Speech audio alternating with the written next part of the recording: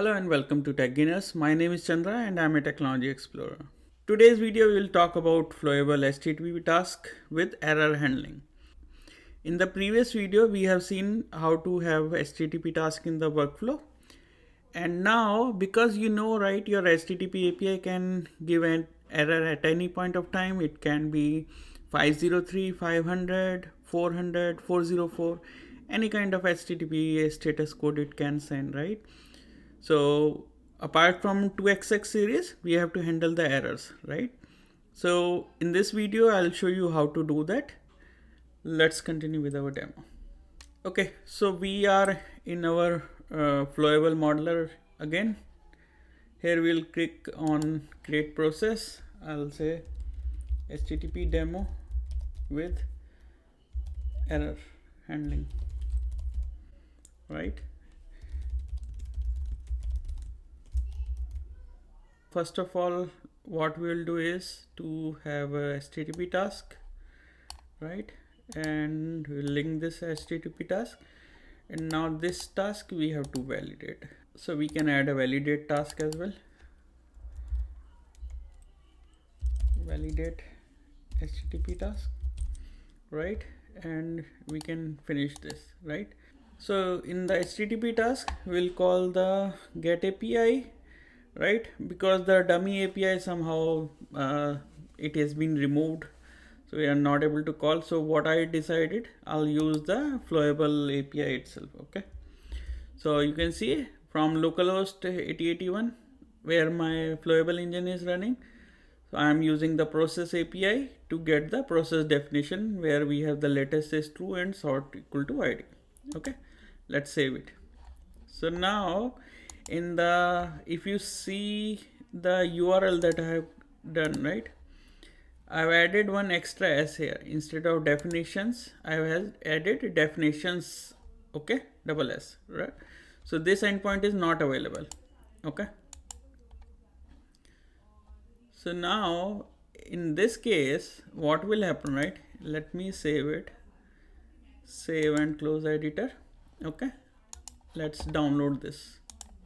This is the model, right? And let's copy this and we'll place it in our engine processes. Okay, so far we are good, right? Let's restart the server.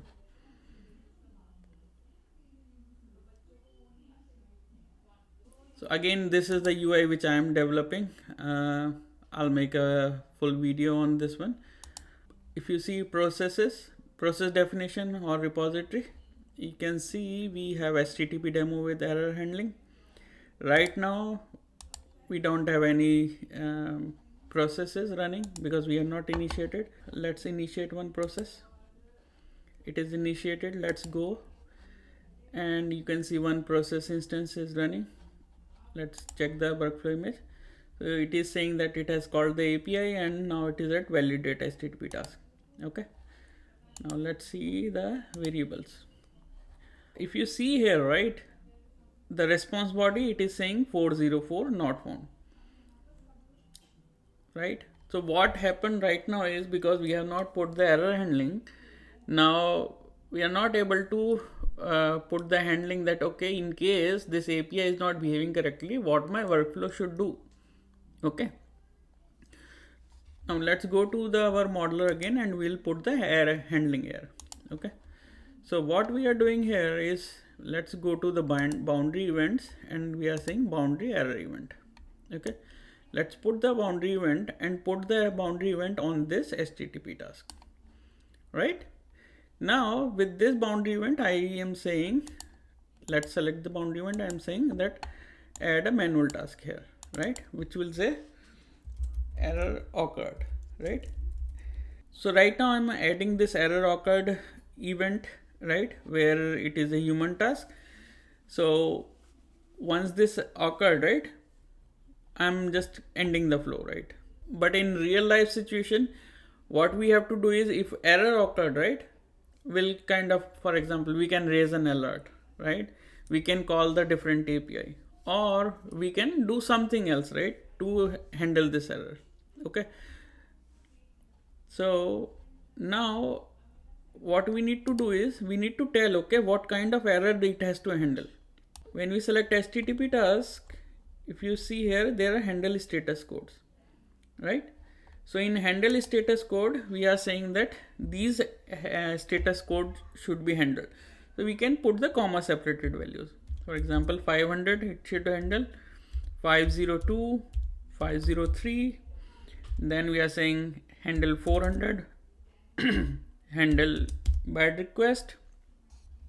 Okay, and we can provide different error handlers as well. So right now I'm putting it here, right? And then let's save it. Now let's again download this. Okay, and if we go to the finder, so instead of replacing the whole file, what we will do, right? I'll just see what is the definition here. We'll just copy paste the definition. Okay, now restart.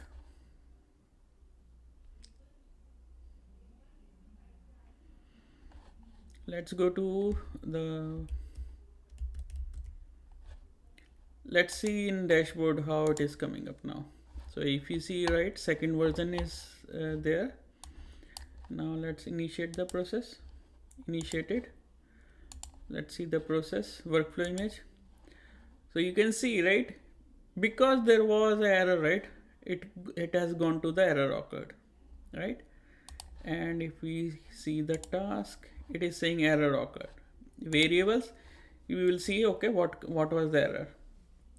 Okay, now because if you see the workflow image, after if we complete this event, the workflow will be finished.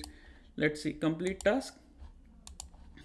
Okay, so if I go and check, so all the processes are completed.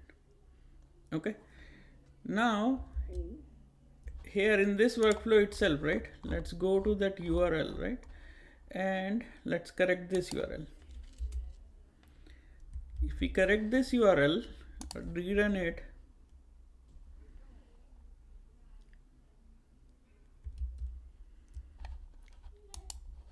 so we have the error handling third, right? Let's initiate the process again. Okay, initiate this successfully. Let's see the workflow image. Now because there was 200, okay, it has gone to the validate HTTP task. Let's see the view task variables. You can see the entire responses there. Okay, and now it is validate HTTP. Let's complete this. It's completed. Now if we go here, that is how we do the error handling in Flowable. So it's best to anticipate what kind of error your system can throw and how you want to behave in that error scenario. Okay, so this is all for this video, and as always, put your questions, clarification in your comments, and I will answer them. I'll see you in the next video. Thank you.